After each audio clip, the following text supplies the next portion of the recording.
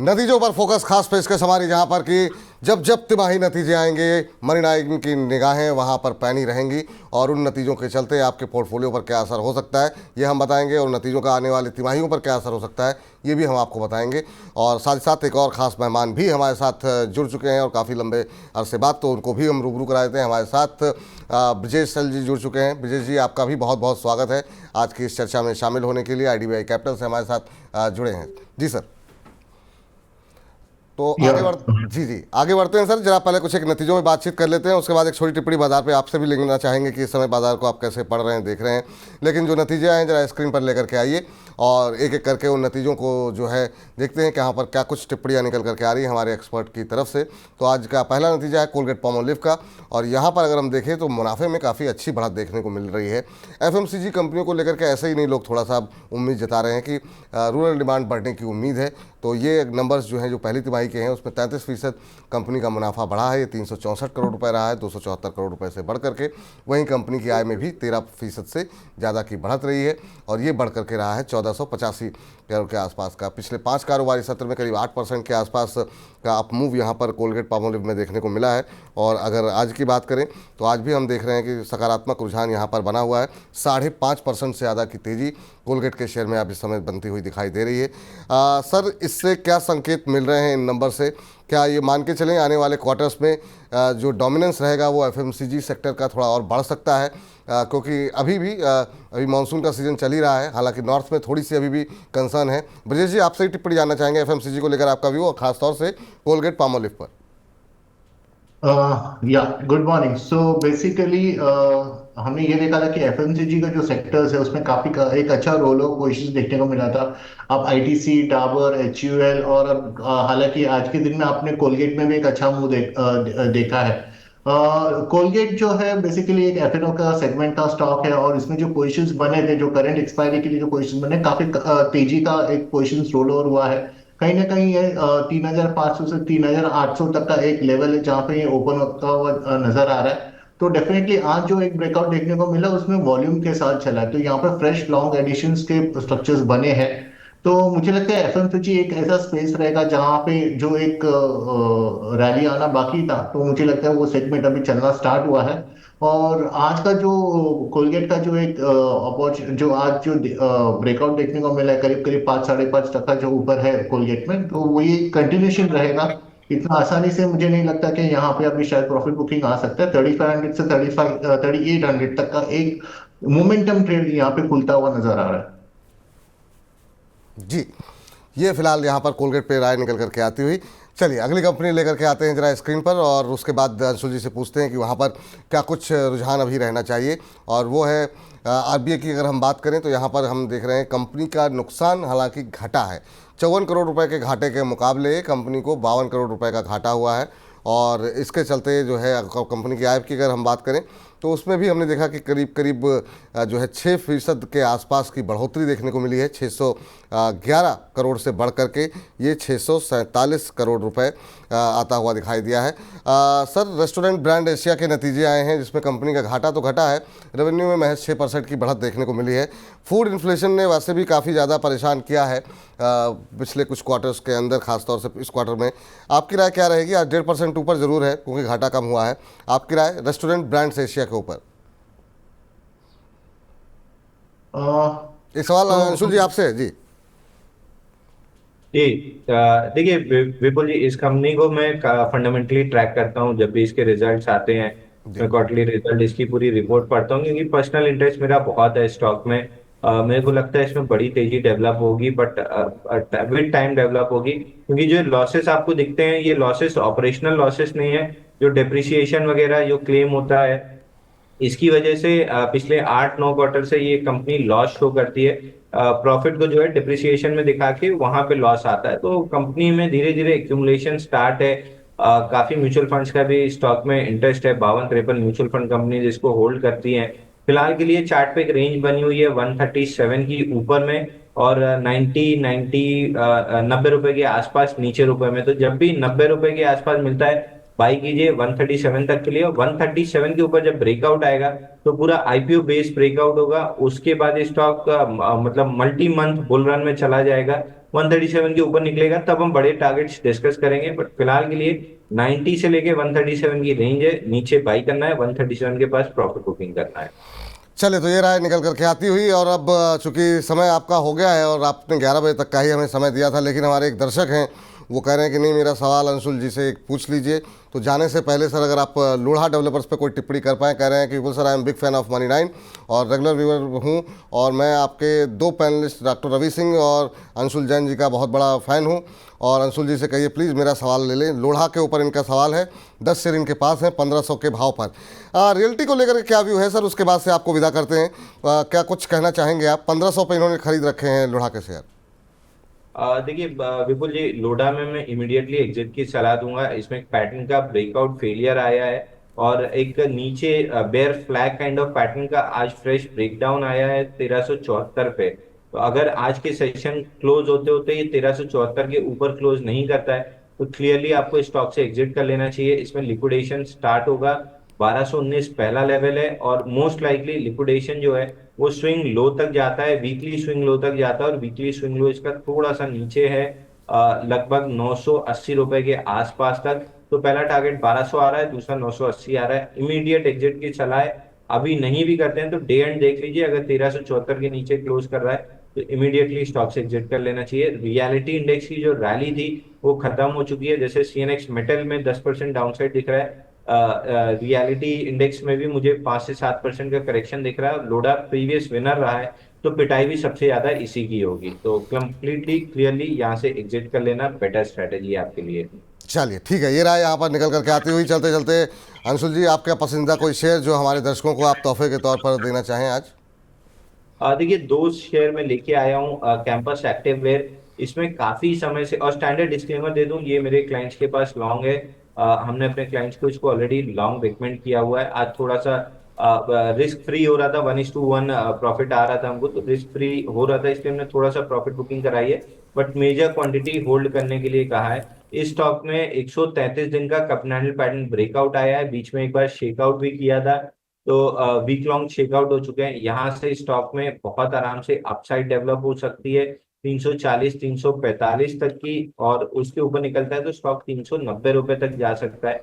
तो फिलहाल के लिए स्टॉक को बाई करना चाहिए। 300 रुपए का क्लोजिंग बेसिस पे स्टॉप लॉस लीजिए। 345 का पहला टारगेट पकड़िए, निकलता है तो 370 375 का दूसरा टारगेट बनेगा। दूसरा स्टॉक है स्किपर।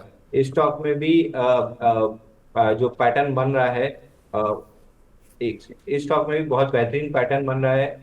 अपसाइड ट्रिगर होती हुई दिख रही है, फ्लैट बेस का पैटर्न है, ऑलमोस्ट 100 डेज से ऊपर निकल चुका है। 20 डे और 50 डे मूविंग एवरेज से जस्ट लॉन्च पैड मिला है स्टॉक को, तो 20% की अपसाइड आराम से डेवलप हो सकती है।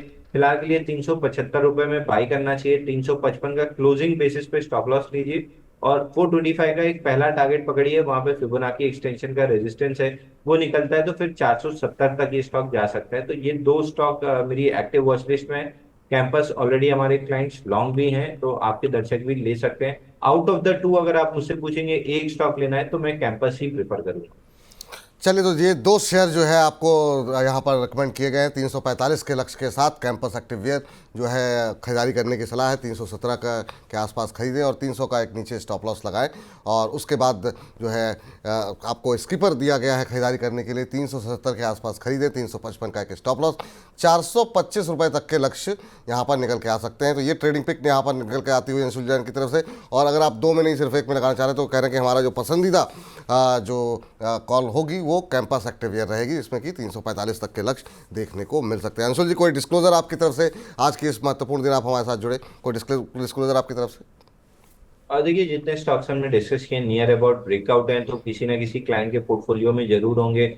और एमएमटीसी जैसा, एमएमटीसी और कैन बैंक जैसे मैंने डिस्कस किया फैमिली पोर्टफोलियो में हो सकता है। बाकी ऐसा कोई भी स्टॉक डिस्कस नहीं हुआ है जो मेरे पर्सनल पोर्टफोलियो में हो, तो क्लाइंट्स के पोर्टफोलियो में जरूर हो सकते हैं। अंशुल जी, बहुत बहुत शुक्रिया, बहुत बहुत धन्यवाद। और उम्मीद करते हैं कि इसी हफ्ते आपसे बातचीत होगी और आप फिर से 1 बजे वाले कार्यक्रम में भी पहुंचेंगे और वहां पर जो हमारे तमाम दर्शक आपसे सवाल पूछना चाह रहे हैं उनके प्रश्नों के उत्तर आप देंगे। बहुत बहुत धन्यवाद आपका। और हमारे साथ इस पूरी चर्चा में आगे जो है हमारे खास मेहमान ब्रजेश जी जो है वो लगातार जुड़े रहेंगे। और इस बीच 400 से का आंकड़ा जो है वो हमारे दर्शक लाइव जो है वो इस समय यूट्यूब के माध्यम से हमें देख रहे हैं। और इस काफ़ी बड़ी संख्या में दर्शक हमारे फेसबुक और हमारे ऐप पर भी हमारे साथ जुड़ रहे हैं, तो आप सभी का तहे दिल से शुक्रिया। ऐसे ही कार्यक्रम में बने रहिए और भी ज़्यादा लोगों को जोड़िए, अपने परिवार के लोगों को, ऑफिस के लोगों को, अपने कलीग्स को, ताकि ज़्यादा से ज़्यादा लोग जो है मनी 9 के परिवार का हिस्सा बन सके और जो तमाम जानकारियाँ हम दे रहे हैं उससे आप अपनी शेयर बाज़ार में रणनीति जो है वो तय कर सकें। इस बीच जयशंकर जी ने भी हमें धनराशि भेजी है और जयशंकर जी ने हमें 400 रुपये भेजे हैं। कह रहे हैं विपुल सर को नमस्ते। नमस्ते सर। कह रहे हैं कि मेरे पास IRFC के शेयर हैं 6347 के भाव पर, 203 रुपये के भाव पर। अभी यहाँ पर क्या टारगेट रखना चाहिए? चलिए ज़रा पूछ लेते हैं इस पर, उसके बाद से हमारे पास अभी 2-3 रिजल्ट बाकी हैं, तो पहले ब्रजेश जी से पूछ लेते हैं। सर, रेलवे में काफ़ी सारे सवाल हमारे पास लगातार आते हैं और बाकी दर्शक जिनके सवाल नहीं ले पा रहे हैं वो बिल्कुल निराश ना हो, क्योंकि अभी 1 बजे का कार्यक्रम जब होगा उसमें आपके प्रश्नों के उत्तर दिए जाएंगे। तो ये कार्यक्रम खाली प्रश्न उत्तर का नहीं है, बहुत सारी इन्फॉर्मेशन आपको देनी होती है। तो लेकिन जयशंकर जी का सवाल ले लेते हैं। सर, IRFC के ऊपर सर आप जवाब जानना चाह रहे हैं, 204 पे लिए हुए हैं। रेलवे पे आपका व्यू क्या है सर? ये रैली अभी चलती रहेगी, खत्म हो गई, क्या करना चाहिए? बजट के बाद तो गिरावट आई थी, लेकिन फिर से 2 दिन से मोमेंटम बना हुआ है।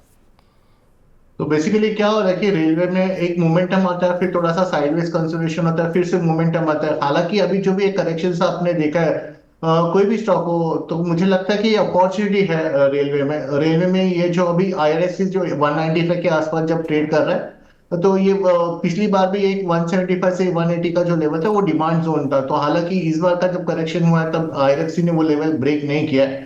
205 के करीब शायद में उनका एवरेज है, बट ये अप ट्रेंड का स्टॉक है और इसका जो डायरेक्शनल ट्रेंड है, जो अब वीकली मंथली टेक्निकल के नजरिए से देखे तो ये काफी पॉजिटिव है। ये मुझे लगता है उनको ये 195 के पास पे अगर या फिर थोड़ा सा 190 के आसपास भी मिल जाए तो एक बार एवरेज कर ले। जहां से अभी जो रिसेंटली जो करेक्शन आया था IRFC में 230 के करीब लेवल से आया था, तो वो लेवल तो डेफिनेटली एक बार ऊपरी तरफ में पार हो जाएगा। यहाँ पे एक अपॉर्चुनिटी मिल रहा है उनको उनके पोजीशंस को ऐड करने का। 195 से 190 के बीच में ऐड कर लीजिए और जो पहला टारगेट रहेगा वो 235 के आसपास रहेगा। वहां पे रिव्यू कर लीजिए पोजीशन, क्योंकि मुझे लगता है कि ये यहाँ पे रुकने वाला नहीं है। 250 260 के आसपास जा सकता है। तो ये अभी जो करेक्शन जो डिक्लाइन आया है स्टॉक में, ये अपॉर्चुनिटी रहेगी एडिशंस करने के लिए।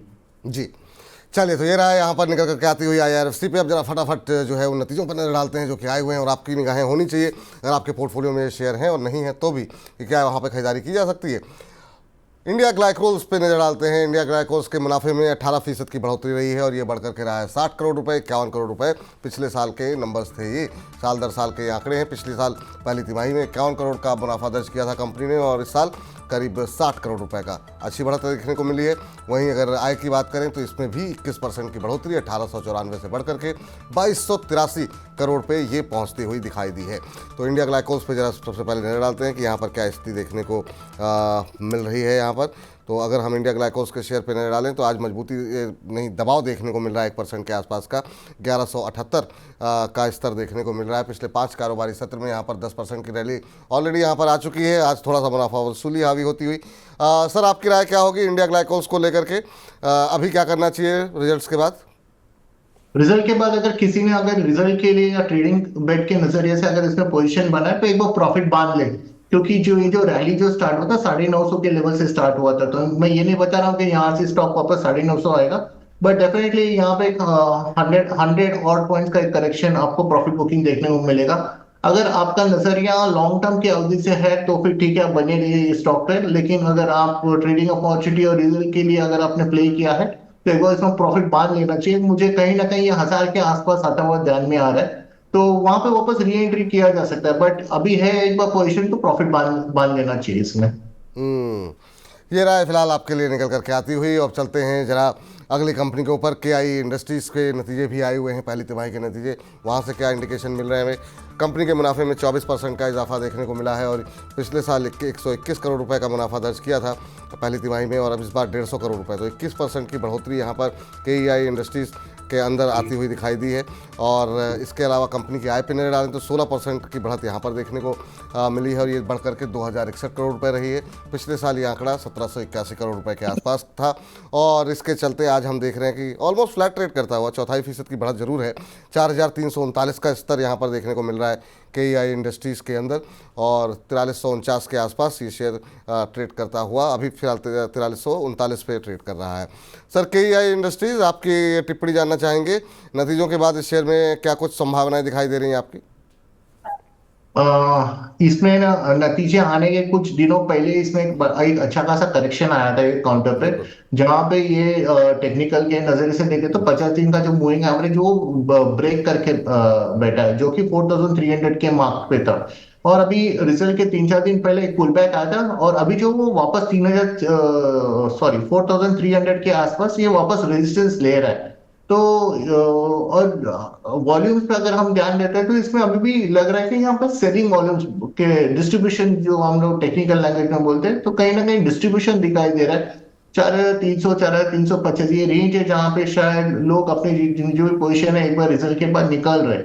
यहाँ पे फ्रेश बाइंग का कुछ नजरिया ध्यान में नहीं आ रहा है। पोजीशन है तो एक बार होल्ड, एक बार एग्जिट कर ले, क्योंकि ये हो सकता है वापस 4000 का लेवल एक बार नियर टर्म में एक बार ब्रेक कर सकता है। 4000 ब्रेक करके जब भी वहां पे साइडवेज कंसोलिडेशन होगा, फिर कुछ पैटर्न या फिर वॉल्यूम्स बनेंगे, तो हम रिव्यू कर सकते हैं। लेकिन अभी एक बार पोजीशन है तो एक बार आप प्रॉफिट बांध ले या फिर एग्जिट कर ले। जी चलिए, तो ये रहा है यहाँ पर निकल करके आती हुई आपके लिए, और इसी के साथ इस खास सेगमेंट को यहीं पर अब समाप्त करते हैं।